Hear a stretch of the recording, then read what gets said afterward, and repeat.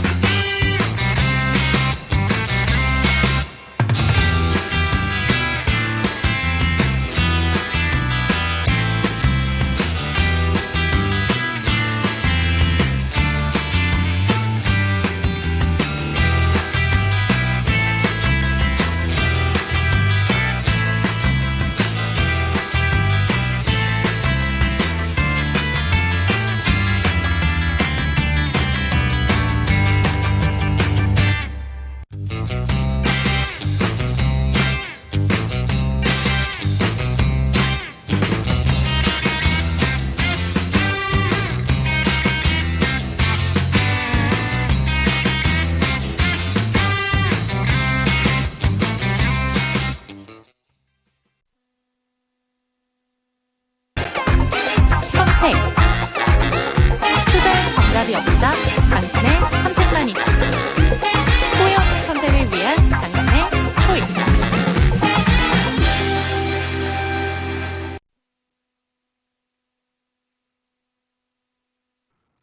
네, 후회 없는 선택을 위한 당신의 현명한 초이스를 도와드릴 저는 이윤지고요. 오늘 함께 하실 전문가부터 소개해드리도록 하겠습니다. 주식회사 플래처의 김덕호 대표와 이 시간 함께합니다. 대표님 안녕하세요. 반갑습니다. 네, 오늘 제 초이스는 바이오로 한번 들고 와봤습니다. 그런데 제가 가장 궁금한 게요. 바이오, 대장 종목들로 한번 접근을 해봐야 되는 건가 아니면 요새 코로나라던가 엠폭스, 아프리카 돼지열병까지 고민해야 되는 게 너무 많은데 우려되는 사항이 정말 많은데 이쪽으로 매수 버튼을 눌러야 되는 건가 고민이 많으실 것 같습니다. 대표님의 의견부터 궁금합니다. 일단 간단하게만 답변을 드리면 지금 코로나라든가 그리고 이제 아프리카 돼지열병 그리고 여기에 엠폭스까지 폭넓게 여러 테마들이 거론이 되고 있는 건 사실입니다. 그런데 이 테마가 지금 이렇게 거론될 걸 예상하고 이 종목을 샀다라고 하시는 분들은 아무도 없을 겁니다. 자, 우리가 코로나 때 한번 생각을 해보죠. 코로나 팬데믹이 중국에서 환자들이 늘어나고 굉장히 많은 사람들이 증상이 심상치 않다. 열이 있고 기침을 많이 하고 근데 아직까지 확인이 안 되고 있다. 이런 얘기가 나왔을 때 코로나 팬데믹 관련주를 산 사람이 있었을까요? 아무도 없었습니다. 거기다가 팬데믹 관련주로 떴던 종목에서 대장이라고 언급됐던 종목이 뭐였느냐? 50입니다. 자, 50은 뭐 하는 회사일까요? 50이 뭐 하는 회사죠? 본드 만드는 회사죠. 자, 그런데 본드 만드는 회사가 왜 주가가 팬데믹 선언도 전부터 이렇게 이슈가 됐을까요? 그러니까 마스크를 쓰니까 마스크에 본드가 들어간다. 이런 얘기들이 나왔다는 건데 그만큼 전파력이 강하고 위협적인 바이러스가 오히려 WHO에서 제재를 해야 되고 3월 이후부터 해서는 3월 말에는 팬데믹이 선포가 됐다면은 그럼 마스크는 계속 팔렸겠네요. 그렇죠? 그럼 50 주가가 당연히 2월 달에 달성했던 14,000원까지 갔어야 되는데 오히려 어떻게 됐습니까? 50 주가는 계속 빠집니다. 자, 실제로 50이 마스크 만든다고 해서 그 본드 때문에 이렇게까지 상승을 해야 될 이유가 있을까요? 실제로 본드가 많이 쓰이는 곳은 건설 현장이 굉장히 많이 쓰입니다. 그러다 보니까 실제 팬데믹이 발생하고 나면은 매출은 더 줄어들 수밖에 없겠죠. 네. 그리고 뭐 우리 아시겠습니다만 뭐 이런 펠프를 붙인다든가 여러 가지 원리들을 고민해 본다면은 악재 속에서 단기적인 반등이 나올 수 있는 것은 사실입니다. 그런데 이 추세가 오랫동안 대장으로서의 역할을 하려면 그 사업을 이전부터 영위를 해왔던 기업인가가 가장 중요하겠죠. 오늘 이제 가장 상승 탄력이 높은 섹터 중 하나가 엠폭스입니다. 원숭이 두창이라고 되어 있는데 사실 이 원숭이 두창이 아니라 엠폭스가 조금 더 정확한 병명이 됩니다. 과거에 이제 이런 낭설이 돌았어요. 그러니까 사람이랑 원숭이랑 뭐 어떤 성교 행위를 해서 발생한 바이러스다 뭐 이런 논란들이 있었는데 실제로 그거는 정확하지는 않고요. 오히려 종간 변이가 확인됐을 때 종간 변종 그리고 종간 전염이 확인됐던 그 첫 주자가 원숭이였다라는 것 때문에 원숭이 두창이라는 오해가 이제 나온 겁니다. 자, 그런데 이제 이 웬포스 같은 경우에도 마찬가지로 오늘 상승했던 종목들을 쭉 보시면 파미셀, 캐스피온, 미코바이오메드 이런 기업들이 많이 올랐습니다.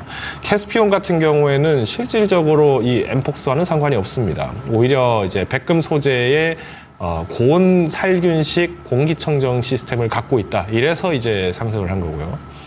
오히려 이제 미코바이오메드 같은 경우에는 질병관리청과 이 원숭이 두창에 대해서 PCR 검사 특허를 또 공동 가지고 있습니다.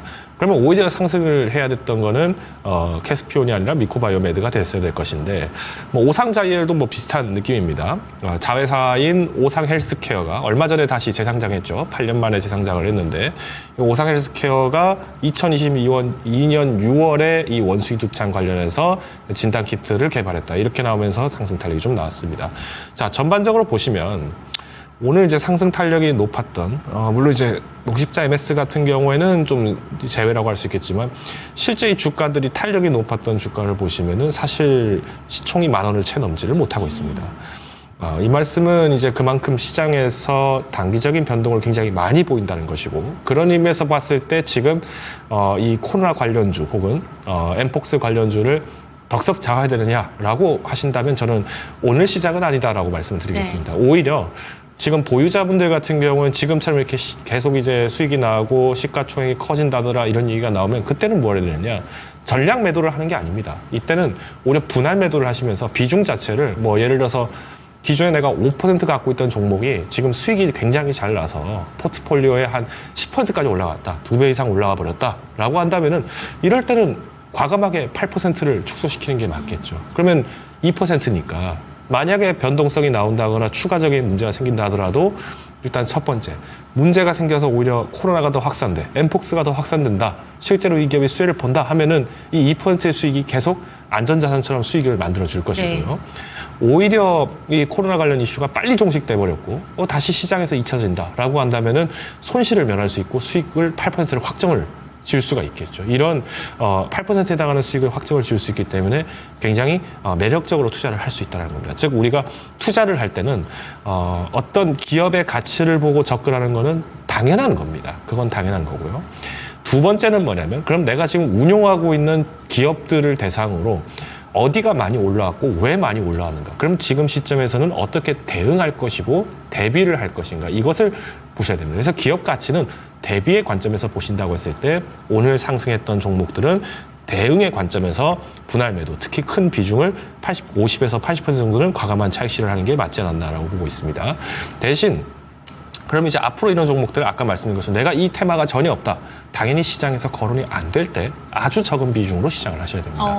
오히려 지금 바이오 종목들에 주목이 되고 있는데 말씀하셨던 것처럼 CDMO, 특히나 대형 종목들이 잘 안 갔다라고 한다면 이쪽은 상대적으로 약세가 되어 있는 상황이죠.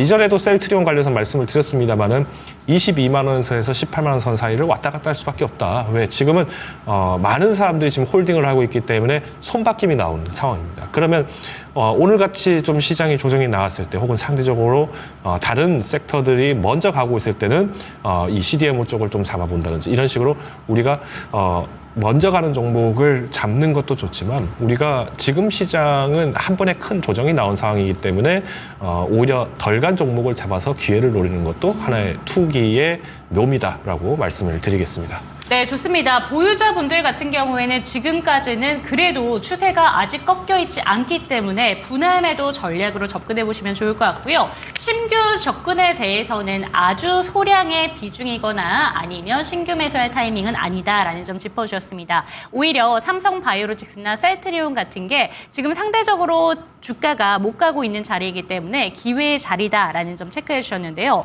그런데 오늘 바이오 종목들도 잘 갔지만 사실 반도체라던가 주도주가 다시 돌아오는 듯한 경향을 봤어요. 오늘 특히나 IT 투톱의 마지막 종가를 살펴보면요. SK 하이닉스도 거의 19만 원 회복했고 이제 20만 닉스까지 얼마 남지 않은 걸로 보이고요.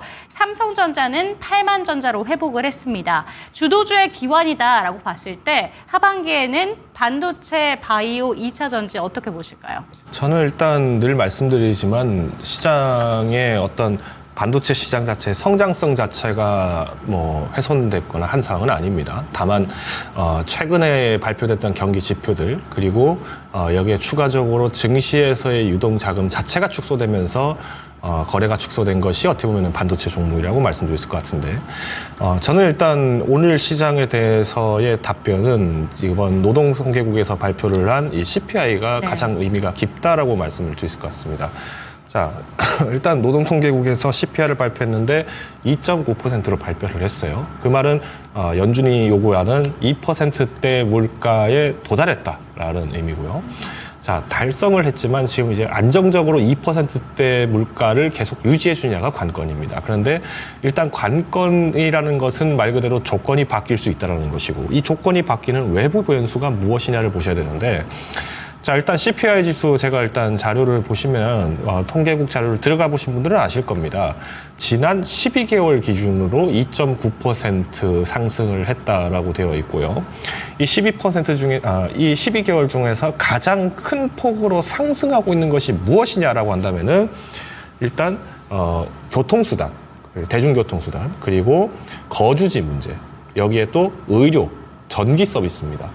자, 그러면 이걸 딱 들었을 때 여기서 빠질 수 있겠다. 조만간 조정이 될 것 같다라고 하는 섹터는 어떤 게 되겠습니까? 당연히 전기 섹터겠죠. 왜?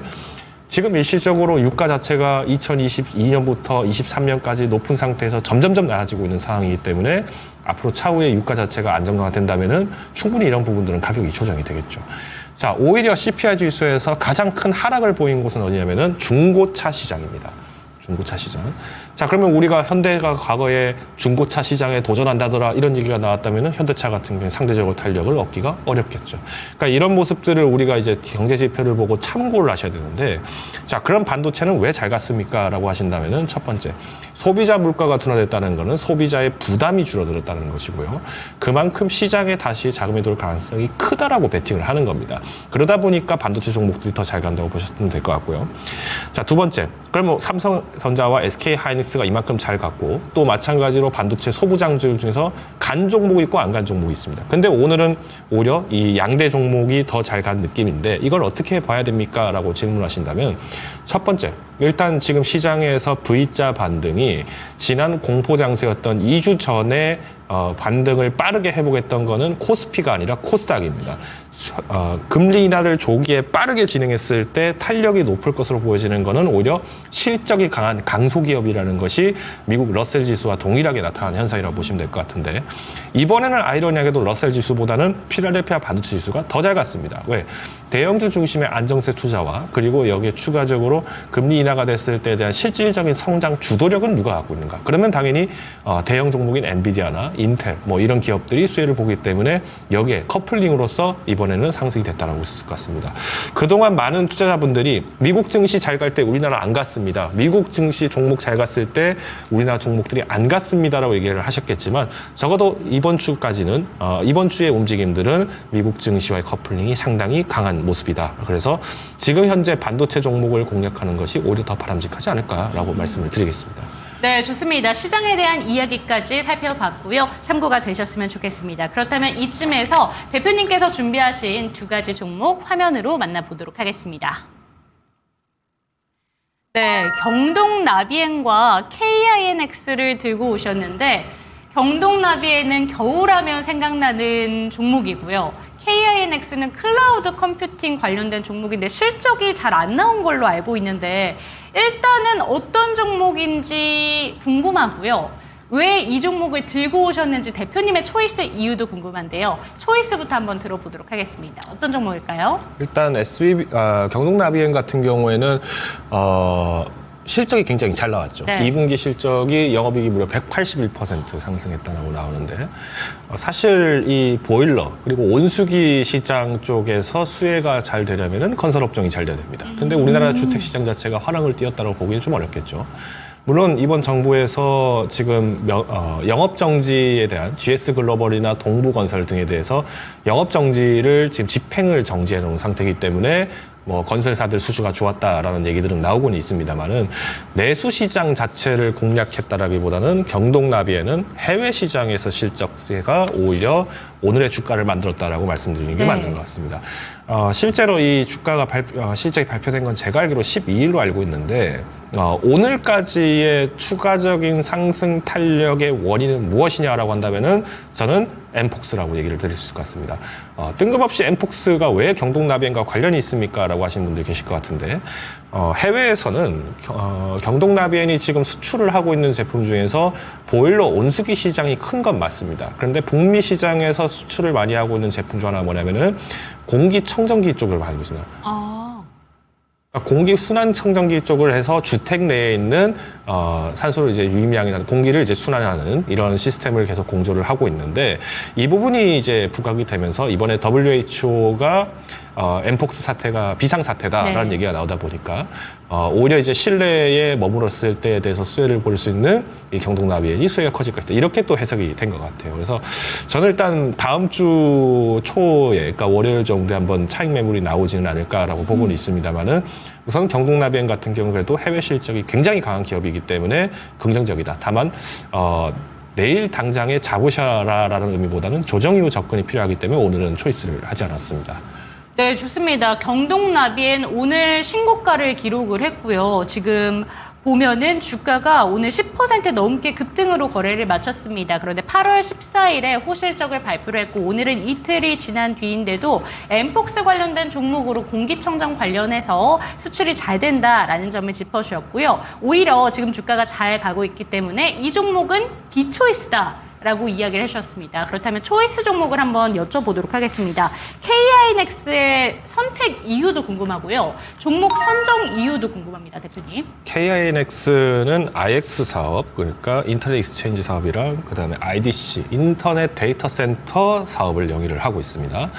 KINX가 주목을 많이 받았던 해는 2022년도부터 본격적으로 주목을 받기 시작했고요. 이때 왜 주목을 받았냐면은 생성형 AI, 그러니까 이제 챗 GPT를 비롯해서 많은 서비스들이 출시가 되기 시작하고 여기에 이제 많은 분들이 기대감을 걸기 시작하면서 전체적으로 2023년도에는 이 컨텐츠 소모 부분들까지 기대가 커졌습니다. 자, 근데 이번에 재밌는 사실은 이 생성 AI 산업이 계속 활성화되면서 지금 통신 3사가 이 IDC 매출 부분들에서의 점유율을 늘리겠다라고 세 개 회사가 동시에 발언을 합니다. 네. 아시겠습니다만 이 통신 3사가 갖고 있는 이 매출 부분들 중에서 이 IDC 산업이 커진다라고 하는 거는 우리가 잘 알고 있는 어떤 유튜브 시청이라든가 이런 컨텐츠 사업 부분에서 굉장히 수혜가 크다라는 거고요. 그러면 KINX는 어떤 특징이냐? 이 통신 3사가 하지 않는 나머지 통신사들에 대해서의 IDC 사업을 영위를 하고 있습니다. 그러다 보니까 중소기업이나 공공기관들 혹은 해외 기업들 간의 컨텐츠들을 굉장히 많이 다루고 있는데 이번 2분기 때 실적이 매출은 0.3% 증가를 했습니다. 근데 아이러니하게도 영업이익이 무려 19%가 빠져서 네.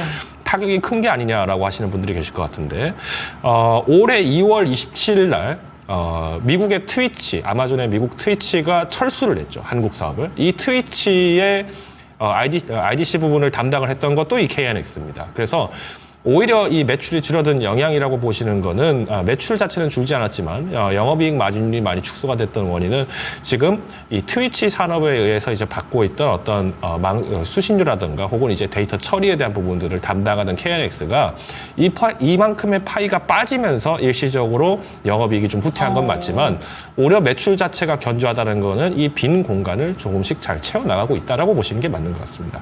자, 그리고 이번에 이제 과천 센터가 사실은 올해 5월에 오픈을 하기로 했었는데 지금 2번 지연됐죠. 5월에서 7월로, 7월에서 이번 8월로 지연이 됐습니다. 8월 과천센터가 지어지게 되면은 4억을 이전한다는 얘기가 지금 나왔어요. 그 말은 아직까지는 지금 4억 이전 얘기가 지금 없었기 때문에 당분간은 조금 기대주로서 조금 더 주목하셔도 좋을 것 같고요. 특히나 지금 이 KNX의 주된 매출은 장비 임대, 그러니까 서버 장비를 임대하고 여기서 나오는 트래픽에 대한 요금을 매출로 잡고 있습니다. 그렇기 때문에 저는 오히려 지금이 기회 자체가 맞는 기업이 이 KNX다. 더불어서 여전히 빅테크 기업들이 이 AI 산업이 치킨 게임에도 불구하고 어마어마한 작업을 쏟는 걸 긍정적으로 검토하고 있다는 것을 봤을 때는 앞으로 이 트래픽 소요를 담당할 IDC 기업들을 주목하셔야 된다. 요약을 드리겠습니다. 네, 좋습니다. 오히려 실적은 잘 안 나왔다라는 내용들이 보도가 되고 있지만 그 안에 있는 속에 있는 걸 봐야 된다라는 점 짚어주셨고요. 지금이 기회다라는 점 짚어주셨습니다. 그런데 IDC 이야기가 나오면서 조금 전에 통신 3사에 대해서 이야기도 나왔는데 오늘 딱 채팅창에 통신사에 대한 종목이 2개나 올라와서 이 종목 먼저 한번 살펴보면 어떨까 싶습니다. 절파고TV님의 종목부터 한번 살펴볼게요. LG U+고요. 14,100원에 4% 들고 계십니다. 4년째 홀딩하고 계신데 반등할 수 있을지 이 종목은 어떻게 보실까요? 일단 통신사들을 기준으로 했을 때 사실 많은 기업들이 서로 이제 먹거리를 만들기 위해서 지금 출혈 경쟁을 많이 합니다.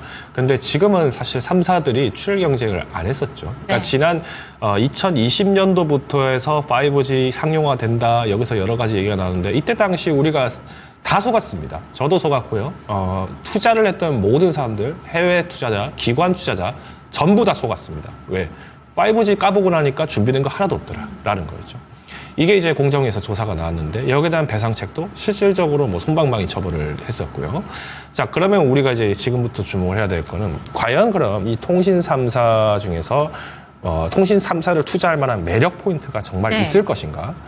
그리고 특히나 이 LG U+에게 필요한 것이 무엇인가라는 부분인데 저는 일단 LG U+가 지금 사실상 평가를 적게 받고 있는 것도 어느 정도 공감을 하고 있습니다.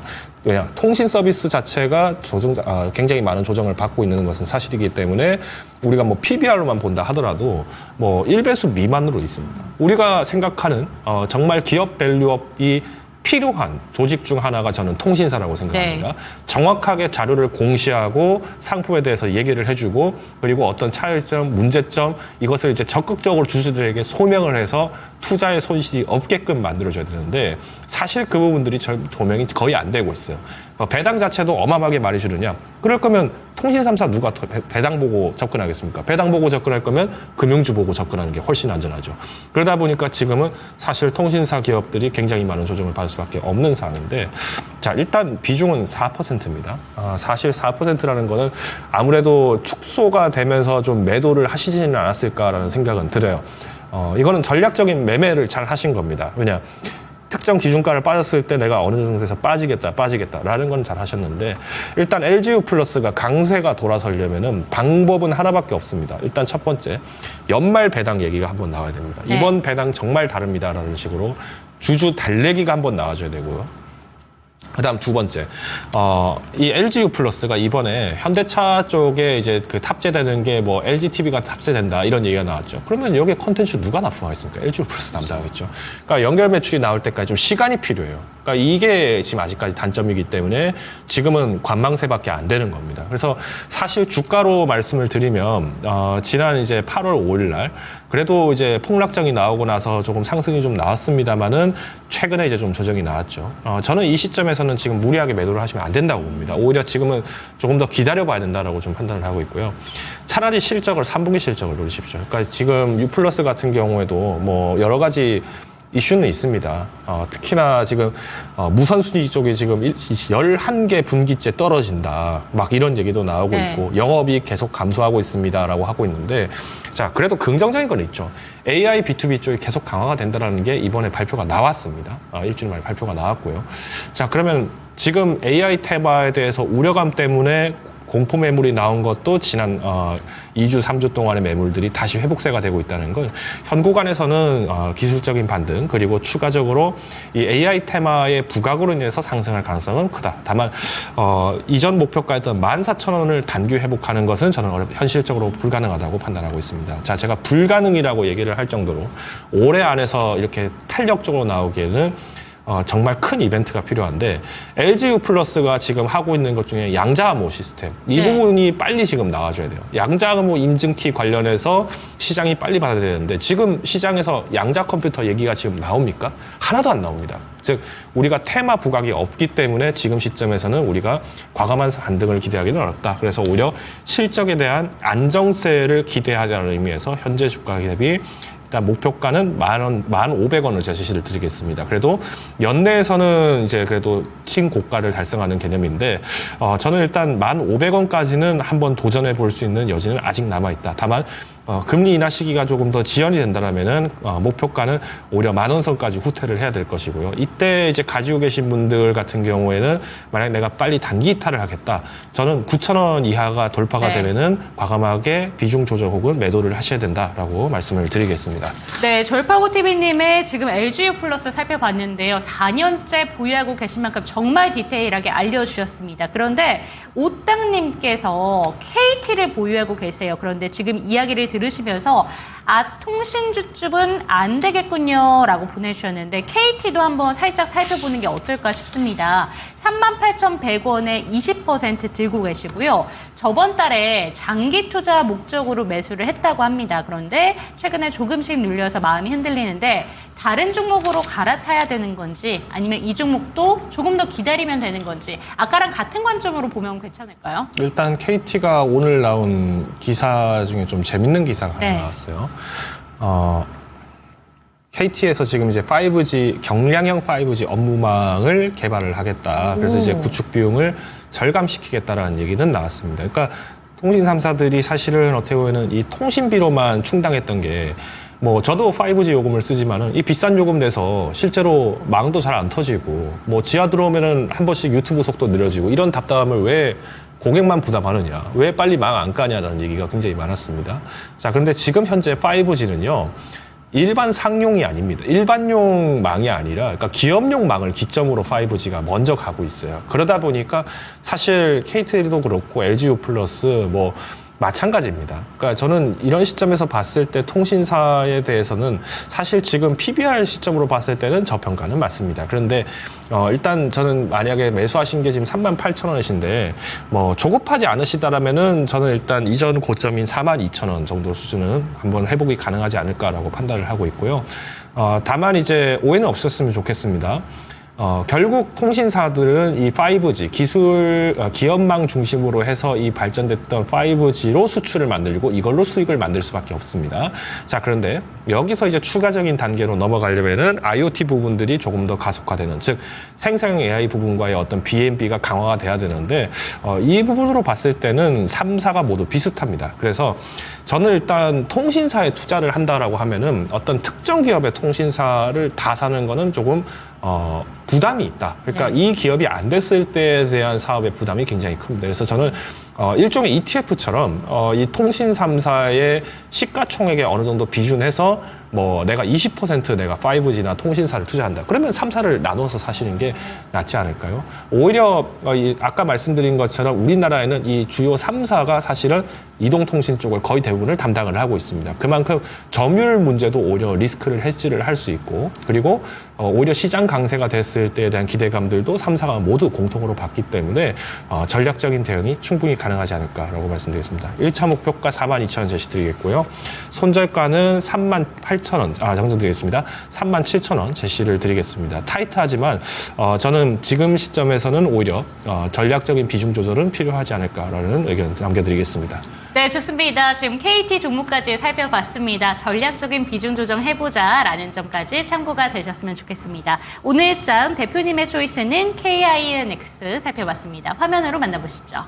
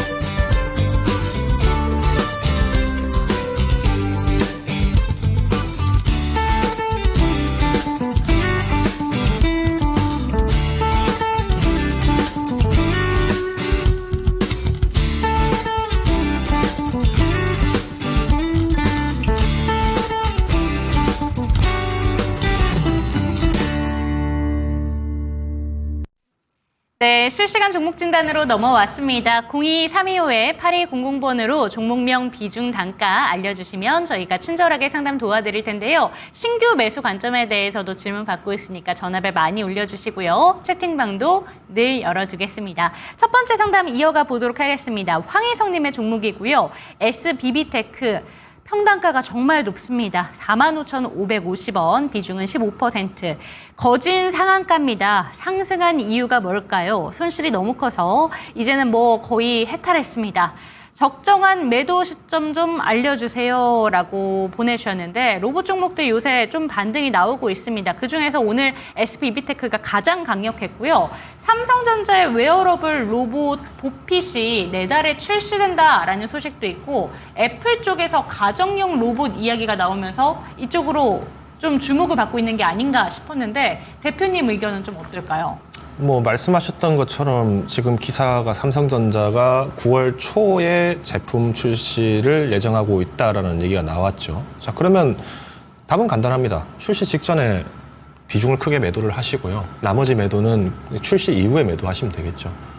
그러니까 출시 직전에요? 그렇죠. SBB테크 같은 경우에도 지금 시총이 사실은 1,000억이 안 되는 회사입니다. 그러니까 지금 930억 정도 되는 걸로 알고 있는데 이 기업이 지금 영업이익이나 매출 부분들이 탄탄한 기업이면은 주가가 지금처럼 훼손되기가 쉽지 않습니다. 오히려 지금 현재 연간 매출도 사실 50억에서 70억 사이를 왔다 갔다 하는 수준의 기업이기 때문에 굉장히 작은 기업이에요. 그리고 문제는 뭐냐면 아시겠습니다만 로봇 산업들이 다 적자 폭이 굉장히 큽니다.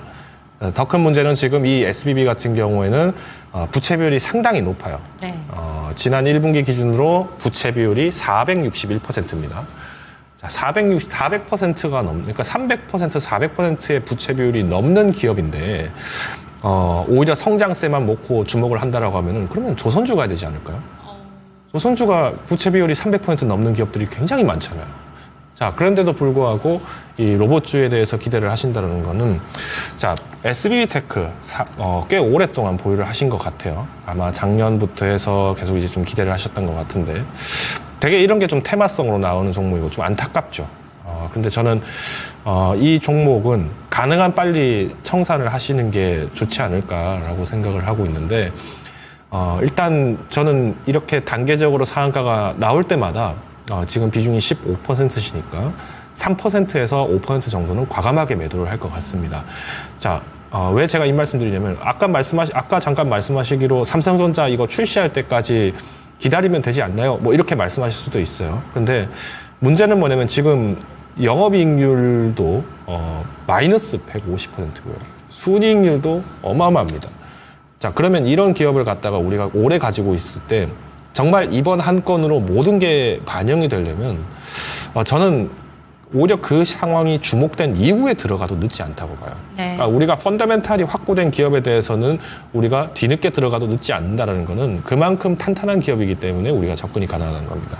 자, 로봇주들이 최근에 지금 다시 주목을 받고 있어요. 조정이 받고 난 이후에 AI 산업에 대한 거품 의혹, 그리고 여기에서 로봇 산업에 대한 위축 우려까지 나왔는데 다시 강세가 나온다. 그러면 로봇주의 대장주였던 뭐 두산 로보틱스나 아니면 뭐 내가 의료기기 웨어러블 쪽을 좀 알고 있다. 그러면 엔젤 로보틱스 이런 기업들도 볼 수 있을 것이고 네. 여러 가지 기업들이 아직까지 남아 있습니다. 근데 저는 일단 SBB테크가 이번에 출시하게 되는 이 삼성전자의 웨어러블, 그러니까 보핏의 출시의 기대감에 앞서서 오늘 상승이 나왔기 때문에 오늘 장에서는 매수세와 매도세가 조금 더 교착을 많이 하지 않았나라고 판단을 하고 있고요.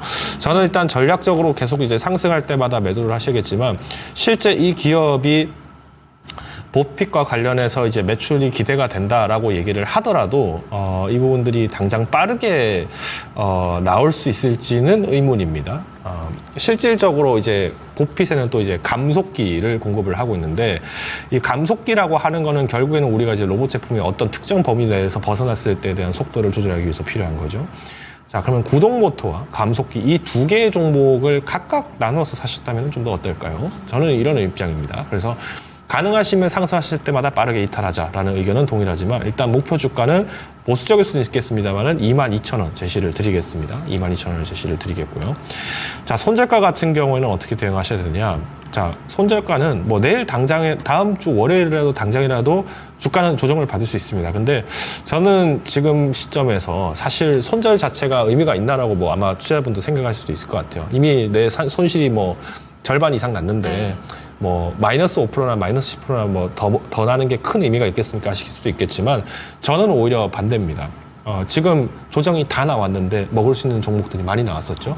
그런데도 이 기업을 놓지 못했다는 거는 결단이 좀 필요하지 않았나라고 보고 있습니다. 그래서 저는 17,000원 이탈한다? 과감하게 매도. 차라리 지금 조정 나왔던 테마들 다시 눈여겨보셔서 재정비하시자. 오히려 지금 사고 싶은 종목들이 아마 아직 있으실 텐데 차마 이 15%의 비중이 기다림이 아까워서 놓지 못했던 부분들 보상을 받으셨으면 좋겠습니다. 네, 좋습니다. SP위테크 같은 경우에는 웨어러블 로봇, 보핏에 대한 수혜를 받을 수는 있는데 이 종목 수익이 오늘처럼 확확 날 때마다 그러니까 주가가 많이 상승할 때마다 조금씩 분할 매도 전략을 제시를 해주셨고요. 17,000원을 이탈할 때는 과감하게 이제 매도를 해보자라는 사인까지 주셨으니까 체크가 되셨으면 좋겠습니다. 다음 종목 가보도록 하겠습니다. 이 종목도 잘 가고 있는 종목이네요. 곤니치와님의 종목입니다. 한국 화장품 제조고요. 56,500원, 비중은 10%. 한 달 전쯤에 매수해서 쭉 갖고 가고 있습니다. 오늘 워렌 버핏이 매수를 해서 잘 간다고 난리던데 아예 장기 보유 관점 어떤가요? 라고 질문을 주셨습니다. 화장품 종목 이제 꺾였나 했는데 워렌 버핏 이야기가 나오자마자 분위기가 확 바뀌었습니다. 이렇다면 장기 보유 괜찮나? 이렇게 보시는 것 같아요. 어떻게 보실까요? 저는 오늘 같은 시장에는 비중을 좀 줄였으면 좋았을 거리라는 생각을 하고 있습니다. 자, 일단 워렌 버핏이라는 투자자는 어떤 사람이죠? 한 달 혹은 1년 내 수익만을 전망하고 이 기업을 살까요? 그렇지 않습니다. 워렌 버핏 회장은 정말 장기적인, 그러니까 3년 정도의 이상의 기간들을 충분히 주목하면서 시장의 회복, 그리고 성장성, 그리고 앞으로의 어떤 산업 구조의 변화를 주목하면서 접근을 하는 기업인데,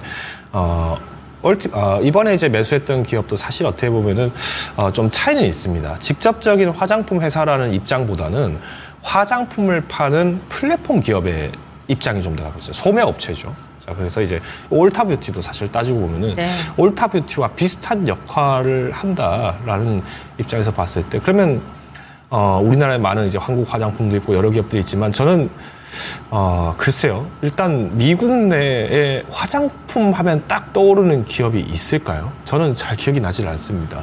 뭐 우리나라에 좀 많이 퍼져 있는 뭐 뉴스킨이나 뭐 이런 기업들 정도나 생각이 나지 딱히 미국의 정말 좋은 화장품 기업이라는 이미지가 그렇게 크지 않아요. 네. 오히려 유럽 쪽이 더 시장이 크죠. 자, 그러면 워렌 버핏 회장이 왜 화장품 투자를 했는가를 더 주목을 해야 되는데 화장품 섹터가 잘 될 것이다. 물론 지금도 한국의 화장품 시장은 계속 꾸준하게 성장을 하고 있습니다. 이 부분은 시장에서 실적을 발표하면서 계속 좋은 호조를 보이고 있다는 것이 증명이 된 상태고요. 그런데 이제 워렌 버핏 회장이 그럼 경기의 회복을 정말 강하게 인상을 하고 있고 강하게 반등할 것이라고 예상을 하고 있다면은 지금 화장품주를 투자하는 게 아니라 팔았던 애플을 다시 사야 되지 않을까요? 즉 미국 내에서 워렌 버핏이 투자했던 이 올타뷰티가 상대적으로 저가일 수는 있을 것 같습니다만은 우리가 이 부분만 듣고 마냥 화장품주가 무조건 잘 된다라는 식으로 접근하는 거는 조금 어폐가 있지 않을까라고 네. 저는 생각을 하고요. 저는 오히려 그럼 지금 시점에서 주목을 해야 될 때 이 올타뷰티와 더불어서 주목을 해야 된다라고 한다면은 저는 화장품주 중에서 주가 조정이 많이 나왔던 종목을 말씀드리고 싶습니다. 대표적인 게 어떻게 보면은 뭐 동국제약도 있고요. 그리고 아모레퍼시픽이 있습니다. 괜찮나요? 자, 제가 이 괜찮다의 근거는 뭐냐면 기술적 접근입니다. 즉 주가가 싸다는 거예요. 자, 제가 이 근거 정확하게 얘기 드리겠습니다. 자, 지금 제가 지금 HTS에 올타뷰티의 주가를 띄워놨습니다. 자, 살만하지 않을까요? 57만 불, 574만 불, 574불까지 갔던 이 주식이 318불까지 떨어졌으면 살만한 거 아닙니까? 그런데 이 조정의 이유가 따로 있었을까요?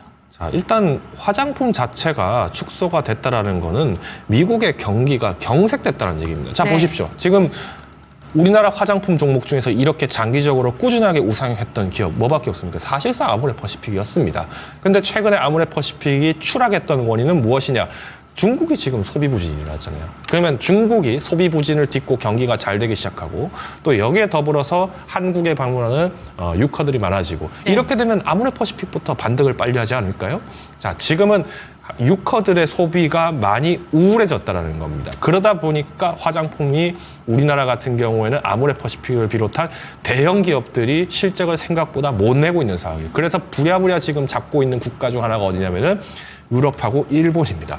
지금 일본 같은 경우에는 중국이 단체 관광 금지한 이래로부터 가장 많이 한국에 방한한 관광객이 일본 관광객들이 굉장히 많습니다. 그리고 이번에 일본이 역대 엔저 현상이 나오게 되면서 외국인들도 한국에 방문을 많이 하게 됐어요. 왜? 일본 가는 비행기 값으로 가서 거기서 기차표 끊고 돌아다니는 맞아요. 비용보다 일본 기차표 값이나 한국에 들어오는 비행기 값이나 똑같습니다. 네. 오히려 성수기에는 한국 들어오는 비행기 값이 더 싸져요.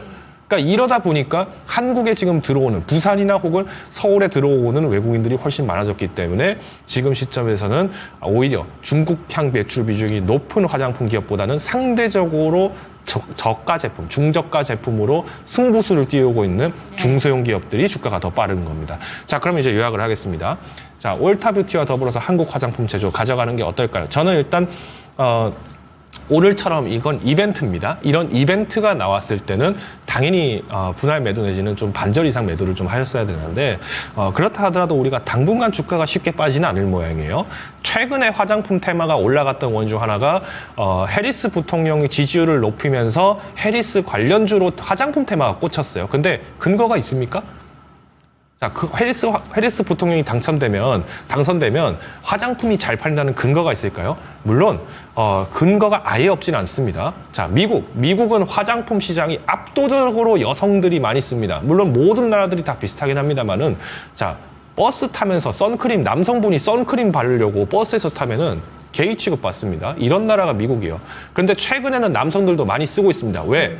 이번에 PC주의 보셨죠? 네, 지금 미국 내에서도 굉장히 많은 이슈가 되고 있는 게 정치적 올바름이라는 의미에서 PC주의가 만연하고 있고 여기에 이제 뭐 동성애자라든가 혹은 이제 양성애자에 대한 어떤 권익보 이런 정책들도 나오고 있어요.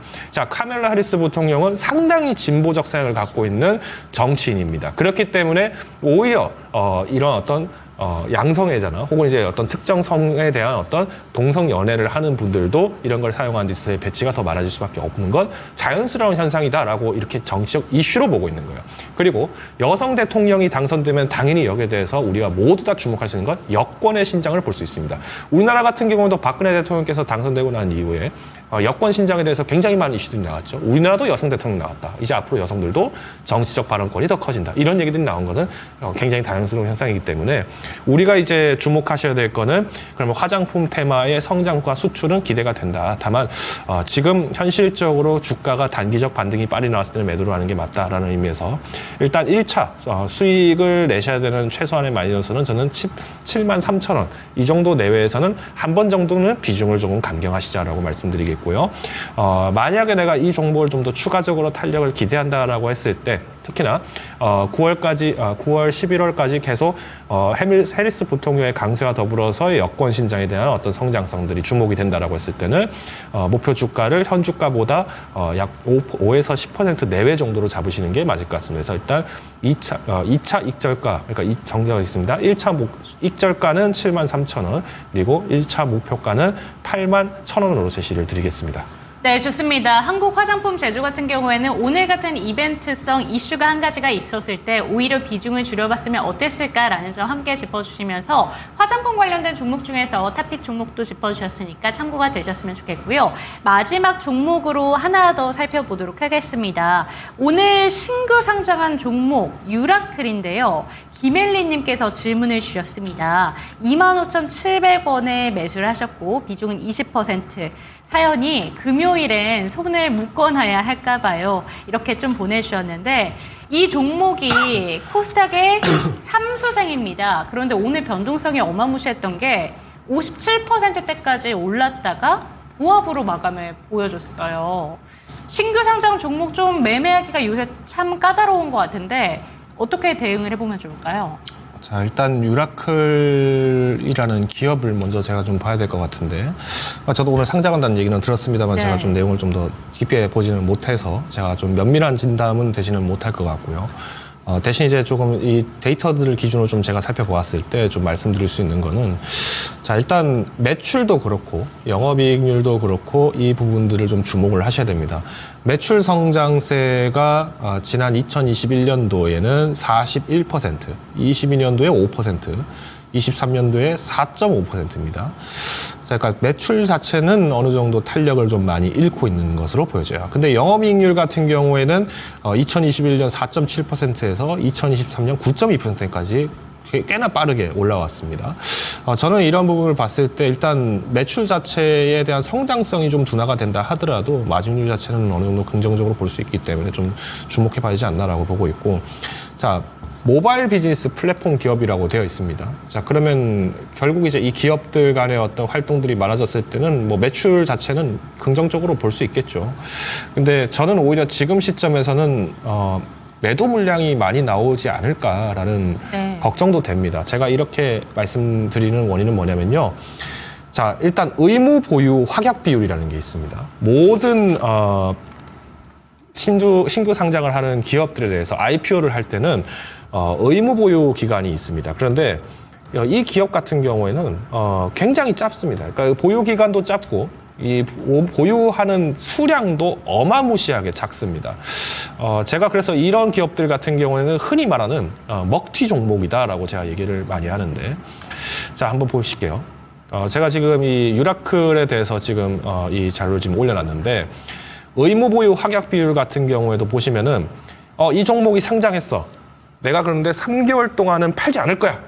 라고 하는 사람의 주식 수가 거의 얼마 되지 않습니다. 다 합쳐봐야 전체 주식 수의 0.55%라고 한다는 거는 먹튀 종목이라고 봐야겠죠. 네. 실제로 보신 분들은 아시겠습니다만은 산일전기라든가 아니면은 HD 현대마린 솔루션 같은 경우에는 보유 비율이 어마어마합니다. 30%, 40%가 넘습니다. 자, 이런 기업들 같은 경우에는 오히려 시장에 대해 장악력이 있고 성장성 자체가 있기 때문에 갖고 가신 분들은 계실 수 있겠지만, 저는 지금 IPO 자체가 많이 약해지고 더불어서 증시에 자금 자체가 많이 축소된 상황이라는 점을 봤을 때는 과감한 매도가 필요하지 않을까라고 말씀드리겠습니다.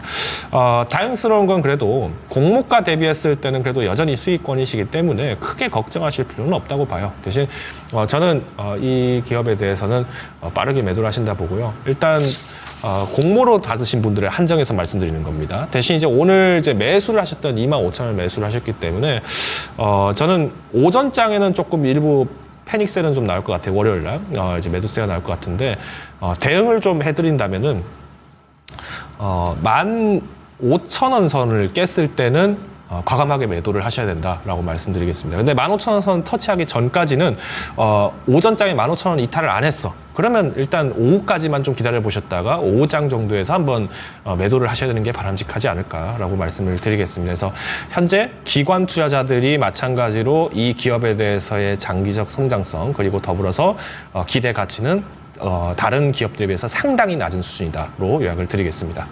네, 좋습니다. 마지막 종목까지 살펴봤고요. 원래는 내일장 초이스 전략을 들어봐야 되는데 시간 관계상 마무리를 해보도록 하겠습니다. 채팅방에 올려드렸으니까 참고되셨으면 좋겠고요. 종목에 대한 상승과 하락은 보장하지 않는다는 점 기억해 주시고 다음 주 이 시간에도 저희 함께 해주시기 바랍니다. 시청해주신 여러분 감사합니다.